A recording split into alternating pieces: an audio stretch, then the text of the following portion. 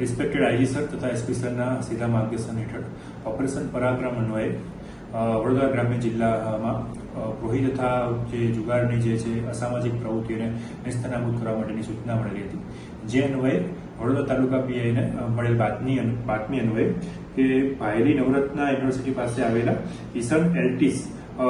નામની જે સાઇટ છે એની બંધ ઓફિસમાં કેટલાક ઇસમો હાર જીતનો જુગાર રમી રહ્યા છે, જે અન્વયે વડોદરા તાલુકાની ટીમ દ્વારા ત્યાં રેડ કરતા ત્યાં ટોટલ 12 જેટલા ઇસમો સ્થળ પરથી જુગાર રમતા ઝડપી પાડવામાં આવેલ છે,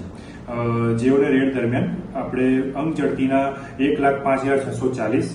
દાવ ઉપરના ટોટલ 45,130 રૂપિયા ઉપરાંત તેમની પાસે જે 12 મોબાઈલ મળ્યા એની કિંમત છે 1,80,000, આમ કુલ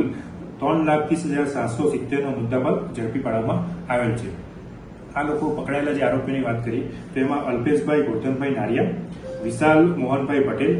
સંજય જમનાદાસ પટેલ, મેહુલ જયંતિભાઈ ઝીંઝુવાડિયા, કુંજન ભરતભાઈ કાલરિયા, ભાવેશ મનસુખભાઈ પટેલ, વિપુલભાઈ જયભાઈ પટેલ, સંદીપ કેશવલાલ પટેલ, પિયુષકુમાર મનસુખલાલ નાથપરા, પિયુષ અશ્વિનભાઈ વાચાણી,